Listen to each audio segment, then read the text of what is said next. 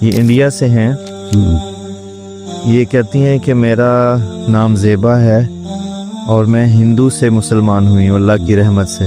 بہت مبارک ہو. وہ کہتی ہیں کہ میرا سوال یہ کہ میرا خواب ہے کہ میں ایک دن اللہ کا گھر دیکھوں، اللہ کے گھر کا دیدار کروں، لیکن میں 5 وقت کی نماز نہیں پڑھتی. کبھی پڑھتی ہوں، کبھی چھوڑ دیتی ہوں، چھوٹ جاتی ہے. تو کیا اللہ کے گھر کی زیارت کے لیے 5 وقت کا نمازی ہونا ضروری ہے؟ تو یہ کہتے ہیں السلام علیکم، آسک ایم ٹی جے کے سلسلے میں سوال ہے میرا کہ میں مختلف سوشل میڈیا کے اکاؤنٹس پر دیکھتی ہوں، مختلف پروگرام دیکھتی ہوں. مولانا صاحب مجھے کافی عرصے سے لگتا ہے کہ میری کوئی بھی دعا قبول نہیں ہو رہی، اللہ پاک مجھ سے ناراض ہیں.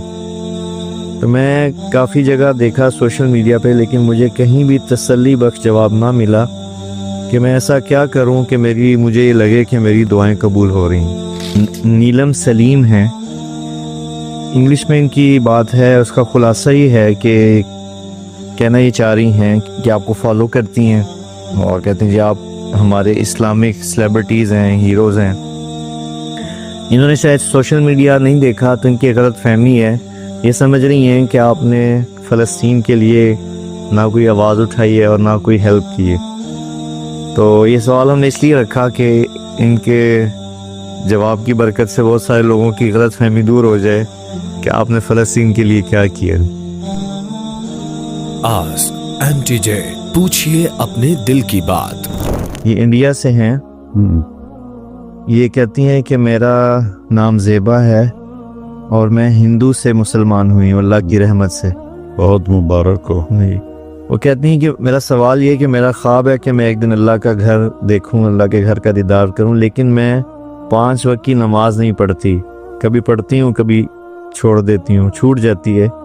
تو کیا اللہ کے گھر کی زیارت کے لیے 5 وقت کا نمازی ہونا ضروری ہے؟ اللہ کی زیارت کا دروازہ تو ہے ہی گناہ گاروں کے لیے. اللہ اکبر. تو علامہ اقبال رحمہ اللہ کا شعر ہے، نہ کہیں جہاں میں امان ملی، جو امان ملی تو کہاں ملی، میرے جرم خانہ خراب کو تیرے عفو بندہ نواز میں. وہ تو گھر ہے ہی گناہ گاروں کے لیے کہ آؤ اور مجھ سے معافی مانگو اور میں تمہارے سارے گناہ معاف فرما دوں. تو نماز جب چھوٹ جائے تو رات کو سونے سے پہلے اس کی قضا پڑھ کے سو جائیں، صرف فرض پڑھ لیں تو اس طرح انشاءاللہ پکی ہو جائے گی نماز. تو یہ کہتے ہیں السلام علیکم، آسک ایم ٹی جے کے سلسلے میں سوال ہے میرا کہ میں مختلف سوشل میڈیا کے اکاؤنٹس پر دیکھتی ہوں، مختلف پروگرام دیکھتی ہوں. مولانا صاحب مجھے کافی عرصے سے لگتا ہے کہ میری کوئی بھی دعا قبول نہیں ہو رہی، اللہ پاک مجھ سے ناراض ہیں.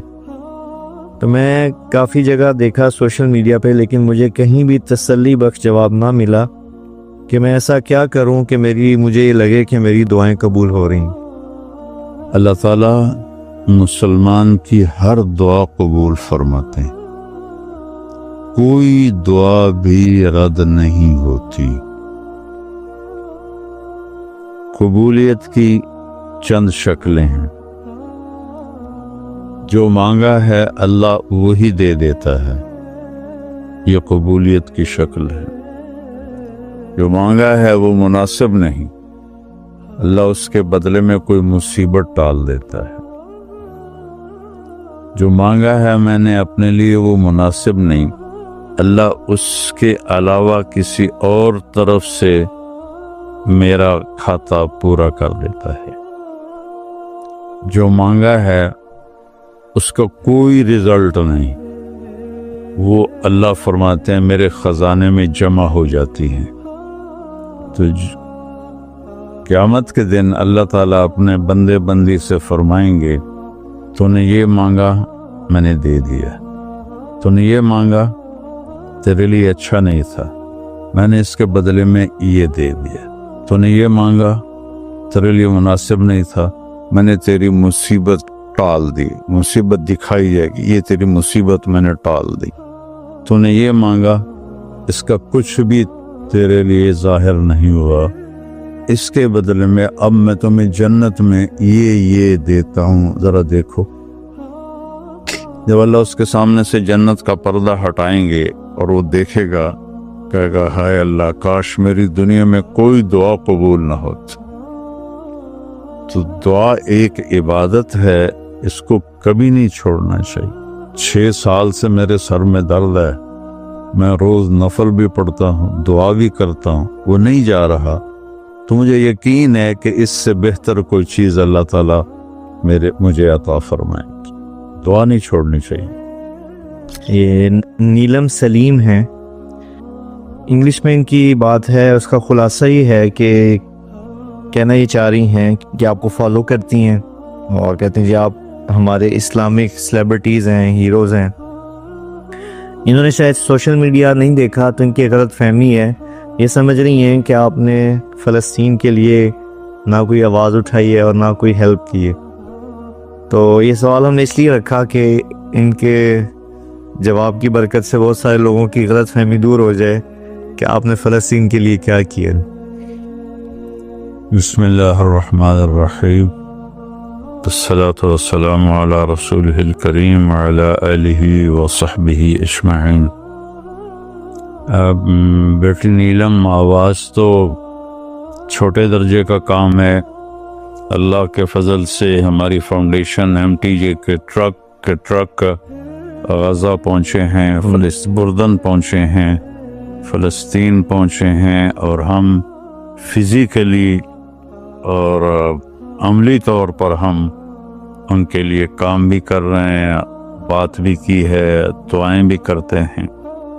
تو غالباً آپ نے وہ ویڈیوز دیکھی نہیں ہیں جس میں ہمارے ٹرک ان کے اوپر صاف لکھا ہوا ہے MTJ فاؤنڈیشن۔ جی تو الحمدللہ آپ کے